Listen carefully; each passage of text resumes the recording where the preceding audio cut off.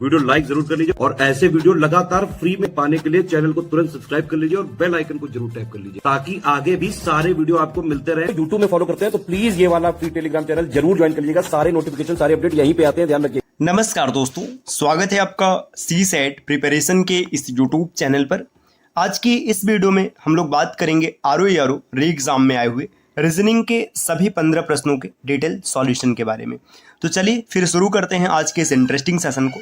इससे पहले आप वीडियो को लाइक कर दीजिएगा और चैनल पर अगर पहली बार विजिट किए तो सब्सक्राइब करना ना भूलेगा। तो चलिए अब देखते हैं आज की क्लास को। देखिए प्रश्न संख्या 9वां पेपर में आया था। आशीष सुबह 7 बजने में 20 मिनट पर घर से निकलता है। देखिए 7 बजने में 20 मिनट है, मतलब 6:40 पर आशीष घर से निकलता है। इसके बाद क्या होता है, 25 मिनट में कुणाल के घर पहुंचता है। ठीक है, 25 मिनट बीता, ये कुणाल के घर पहुंच गया, मतलब समय है 7:05। आगे बोला जा रहा है वे अगले 15 मिनट में अपना नाश्ता खत्म करते हैं। 15 मिनट लगा नाश्ता खत्म करने में, मतलब 7:20 हो गया और अपने ऑफिस के लिए निकल जाते हैं, जहां पहुंचने में 35 मिनट और लगते हैं। मतलब ऑफिस पहुंचने में कितना मिनट लगा, 35 मिनट, मतलब ये कितना हो गया, 7:55। अब प्रश्न क्या पूछा गया है कि वे अपने ऑफिस पहुंचने के लिए कुणाल के घर से किस समय निकलते हैं। देखिए ये अपने घर से निकला, कुणाल के घर पर पहुंचा, नाश्ता खत्म करके यहां से ऑफिस के लिए निकले, तो कुणाल के घर से वो 7:20 पर निकले। तो इसका सही उत्तर हो जाएगा विकल्प बी। कितना ही आसान सा प्रश्न था। अगला प्रश्न, लुप्त संख्या ज्ञात कीजिए। ऐसे प्रश्न हम लोगों ने बहुत किए हुए थे और आज पेपर में देखने के लिए मिल रहे हैं। देखिए 17, 18 और 1225 का कोई रिलेशन है। 13, 14 और 729 का रिलेशन है। इसी प्रकार 19, 4 और क्वेश्चन मार्क का रिलेशन बताना है। पैटर्न क्या चल रहा है, देखिए 17 और 18 को जोड़ा गया, 17 18 को जोड़ेंगे 35 आएगा, जिसका स्क्वायर कर दिया गया तो 35 का स्क्वायर होता है 1225। इसी प्रकार 13 और 14 को अगर आप जोड़ेंगे तो आपको 27 मिलेगा, 27 का स्क्वायर करेंगे तो क्या आएगा, 729। पैटर्न आपको समझ में आ चुका है। 19 और 4 कितना होता है, 23 होता है, 23 का स्क्वायर 529 आएगा। विकल्प सी को टिक कीजिए, आगे बढ़ जाइएगा। अगले स्लाइड पर आते हैं। नेक्स्ट यहाँ पर दिए, एक परिवार में 6 सदस्य PQ और ST और U है। ठीक है, 6 सदस्य। परिवार में 2 विवाहित जोड़े हैं, ये भी ठीक है। Q डॉक्टर है और T का पिता है। ठीक है, Q जो है, Q क्या है, Q ये एक डॉक्टर है और पिता है किसका, T का। यहाँ पर ये डॉक्टर है और T का पिता है, मतलब इसकी शादी हुई है। 2 विवाहित जोड़े हैं तो एक ये हो गया और ये T का पापा है। ठीक, हमने T को सेट कर दिया। U R का दादा है और वह एक ठेकेदार है। देखिए U जो है ना, U क्या है, U दादा है। देखिए U हो गया दादा है, मतलब इसकी भी शादी हुई है। अब शादी किससे हुई पता नहीं। R का दादा है, मतलब यहाँ पर एक आदमी होगा और इसका बेटा होगा R, और ये जो आदमी होगा इसका भी शादी हुआ होगा। अब एक चीज ध्यान दीजिएगा, विवाहित जोड़े खाली कितने हैं, 2 हैं।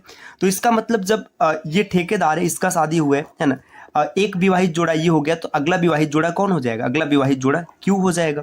और Q क्या है, Q डॉक्टर है। अब Q का लड़का जब T है तो यहाँ पर ये भी हो जाएगा। R और T का जेंडर अभी स्पष्ट नहीं है। नेक्स्ट बोला जा रहा है S जो है T की दादी है। ठीक है, S क्या हो, S दादी है। अब S दादी है तो इसमें बच कौन रहा है, P बच रहा है, तो P इसकी मम्मी हो जाएगी। सभी लोग आगे। देखिए ठेकेदार डॉक्टर, ये क्लियर हो गया।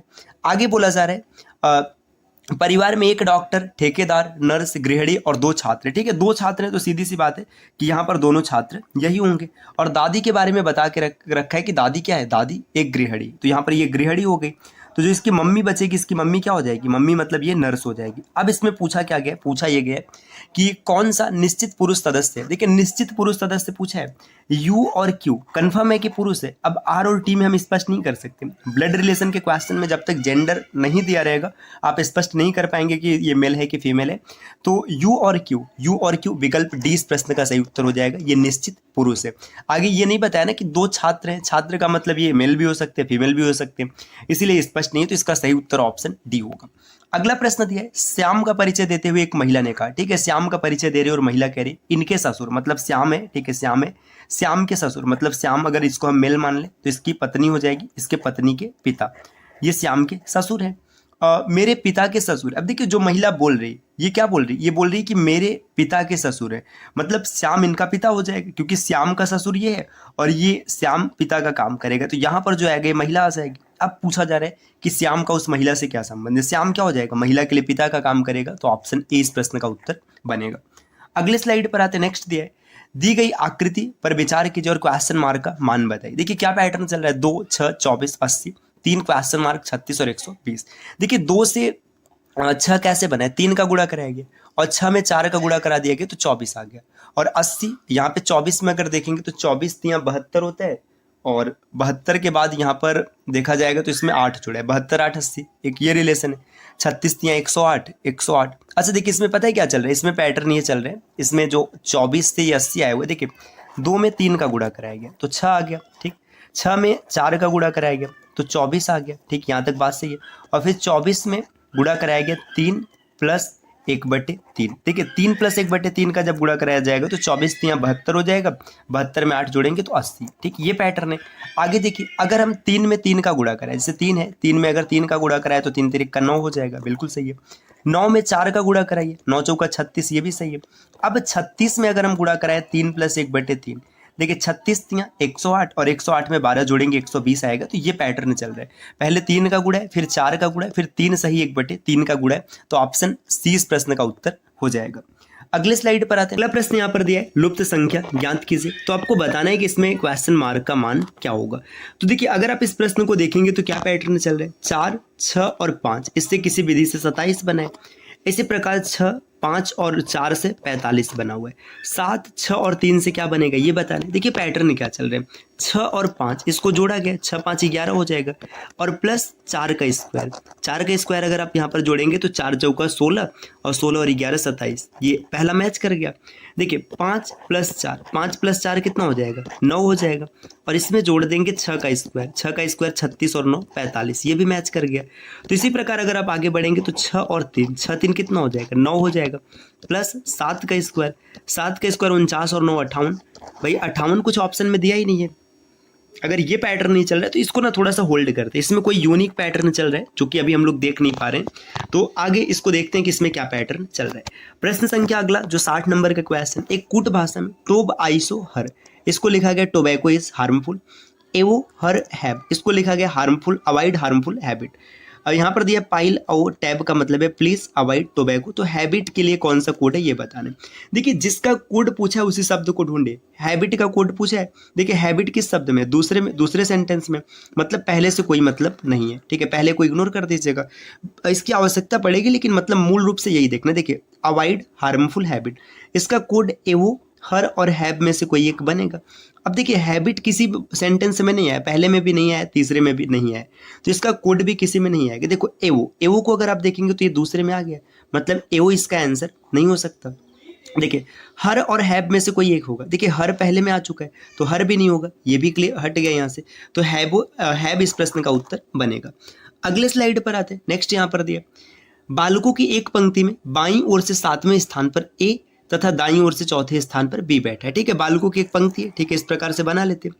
ए यहाँ पर बैठा है, ये लेफ्ट साइड से 7th है, ठीक, और बी यहाँ पर बैठा है जो कि राइट साइड से किस स्थान पर है, चौथे स्थान पर है, ठीक, इतनी इन्फॉर्मेशन दी हुई है।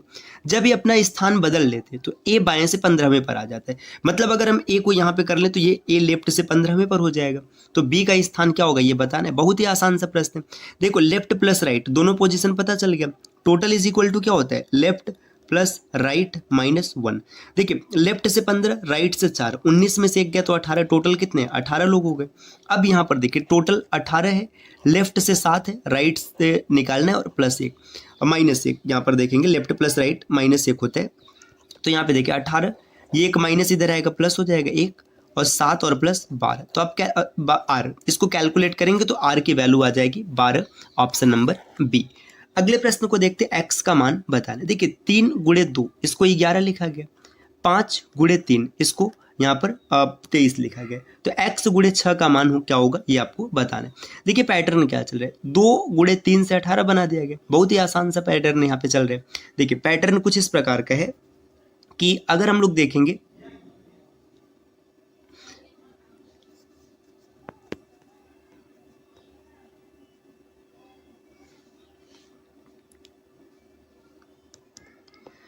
अगला प्रश्न दिया x का मान ज्ञात कीजिए। x का मान देखिए कैसे निकाल रहे हैं, 2 + 3 इसका मान 2। अगला प्रश्न दिया x का मान ज्ञात कीजिए। प्रश्न कुछ इस प्रकार है, 2 गुणे 3 ये 11 बना है, 3 गुणे 5 23 बना है, आपको बताना है 6x गुणे 6 41 हो जाएगा, तो x का मान क्या आएगा। देखिए 2 गुणे 3 से 11 कैसे बना है, 2 गुणे 3 11 कुछ इस प्रकार बना है, 2 गुणे 3 2 3 6 हो गया और प्लस कर दिया गया 2 + 3, तो 2 3 6 और 6 5 11, पहला सेट हो गया। देखिए 3 गुणे 5, 5 3 15 हो गया, और प्लस 3 + 5, 3 + 5 8 होता है, 15 8 23 हो गया। तो पैटर्न समझ में आ चुका है। अब देखिए x और गुणे 6 मतलब 6x, और प्लस में क्या हो जाएगा 6 + x बराबर में 41 हो जाएगा। तो यहाँ से कैलकुलेट करना है कि इसका मान कितना आ जाएगा, तो कैलकुलेट करेंगे तो x बराबर 5 आएगा, ऑप्शन नंबर सी। अगले स्लाइड पर आते हैं। नेक्स्ट यहाँ पर दिया हुआ है कि एक थैले में 5 रुपये, 2 रुपये और 1 रुपये के सिक्के 3 4 5 के अनुपात में है। यदि सिक्कों का कुल मूल्य 2100 रुपये, तो थैले में 5 रुपये के कितने सिक्के, देखिए 5 रुपये के सिक्के हैं 3 सिक्के, तो ये 15 रुपये हो गया 5 रुपये के कारण। 2 रुपये के 4 सिक्के हैं तो ये 8 रुपये हो गया, और 1 रुपये के 5 सिक्के हैं तो ये 5 रुपये हो गया। तो 15 5 20 और 8 28, 28 रुपये का जो मूल्य दिया है यहाँ पे कितना दे रखा है, 2100 रुपये दे रखा है। तो यहाँ पर एक की वैल्यू अगर हम निकालने जाएंगे तो एक की वैल्यू क्या आ जाएगी, 2100 बटे में 28। इसको 7 से काटेगा तो 300 और बटे में 4 आ गया, और इसके बाद फिर काटेंगे तो ये आएगा 75। अब एक मूल्य वर्ग का मतलब जो सिक्के के बारे में बताया, ये 75 बता दिया गया। अब आपसे पूछा जा रहा है कि कितने के सिक्के, 5 रुपये के कितने सिक्के, 5 रुपये का आप देखेंगे 3 यहाँ पर है, तो 75 गुणे 3, 75 में 3 का गुणा करेंगे तो 225 आएगा, ऑप्शन नंबर बी। अगले स्लाइड पर आते हैं। नेक्स्ट यहाँ पर दिए कि इस चित्र में x के स्थान पर कौन सी संख्या आएगी, आपको ये बताना है। तो यहाँ पर कौन सी संख्या बनेगी ये आपको कमेंट करके बताना है। देखिए इसमें पैटर्न क्या चल रहा है, इस पैटर्न को मैं आपको बता देता हूँ, कमेंट क्या ही करेंगे क्योंकि आप पेपर देकर ही हैं। देखिए यहाँ पर 2 के सामने 6 है, 5 के सामने x है और 3 के सामने 24 है। देखिए पैटर्न क्या चला, 2 का क्यूब -2 बराबर 6, ठीक, 3 का क्यूब -3, 27 में से 3 गया 24, तो 5 का क्यूब 125 और -5, आंसर कितना आ गया 120। तो आप टिक करेंगे ऑप्शन ए। अगला प्रश्न है, एक कूट भाषा में मिस्टेक को इस प्रकार लिखा गया और नेक्ड को इस प्रकार लिखा गया, तो आपको इंटीमेट का कोड बताना है। देखिए इसको ध्यान से देखिएगा, देखिए के के लिए यहाँ पर 1 लिखा है और यहाँ पर भी के लिए 1 लिखा है, ई के लिए 2 लिखा है, ई के लिए 2 लिखा है, मतलब ये इलॉजिकल पैटर्न है। एम का कोड हो गया 9, आई का कोड हो गया 7, एस के लिए हो गया 6, टी का जो कोड है टी एस के लिए 6 और टी का कोड कितना हो गया 5, ए के लिए लिखा गया 4, के लिए लिखा गया 1 और ई के लिए लिखा गया 2, ठीक। इसी तरीके से देखिए एन की बात करें तो एन नहीं है, एन का कोड हो गया 8, ए के लिए 4 हम लोगों ने लिख रखा है, के लिए देखिए 1 1 लिख रखा है, और डी के लिए यहाँ पर आ जाएगा 3, ठीक। सभी लेटर्स का कोड मिल चुका है। इंटीमेट आई के लिए 7, ऑप्शन की शुरुआत 7 से होगी, ठीक। एन के लिए अगर आप देखेंगे तो एन के लिए कितना है 8, 7 और 8, मतलब इन दोनों में से कोई एक सही है। फिर आगे देखिएगा टी का दिया है, टी के लिए कितना हो जाएगा 5, तो 7 8 5 ऑप्शन सी को टिक करिए, आगे बढ़ जाइएगा। नेक्स्ट अगले स्लाइड पर आते हैं, और आज की क्लास का यही अंतिम स्लाइड है, मतलब जो पेपर में आया हुआ था। देखिए तपेदी मतलब जो टीबी है फेफड़े को प्रभावित करता है, तो आपको बताना है टाइफाइड किसको प्रभावित करेगा। ये तो बड़ा ही आसान सा प्रश्न है, इसका उत्तर क्या होगा आप कमेंट जरूर कीजिएगा। चलिए इसमें दिया है कि कौन सी आकृति सबसे अलग है, आपको ये बताना है कि सबसे अलग कौन है। देखिए यहाँ पर दिया है चतुर्भुज बाहर है, त्रिभुज अंदर है, पंचभुज बाहर है, चतुर्भुज अंदर है, त्रिभुज बाहर है और 2 रेखा अंदर है। तो भाई देखिए बाहर जितनी रेखा है इसके अंदर 1 कम है, तो ये सबसे अलग है, ऑप्शन ए। अगला प्रश्न है कि वर्ष 2036 का कैलेंडर वही होगा जो किसका होगा। देखिए इस प्रश्न को बड़े ही आसानी से आप सॉल्व कर सकते हैं। रिपीटिंग ऑफ कैलेंडर का एक छोटा सा कॉन्सेप्ट होता है, हम लोगों ने कैलेंडर के टॉपिक में सीखा हुआ है कि लीप ईयर का कैलेंडर हमेशा लीप ईयर ही होगा। तो देखिए 2036 लीप ईयर है, मतलब 2009 आंसर नहीं हो सकता, 2007 भी नहीं हो सकता, 2006 भी नहीं हो सकता, 2008 टिक करिए, आगे बढ़िए। और कैलेंडर रिपीट तभी करता है जब ऑड डेज की संख्या 0 हो जाए, आप ऐसे भी निकाल सकते हैं।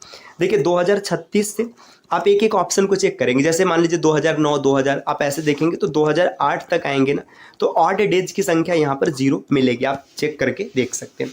तो साथियों आरओ के पेपर में आज कुल 15 क्वेश्चन आए थे, 15 में से आपके कितने सही हैं आप कमेंट करके जरूर बताइएगा।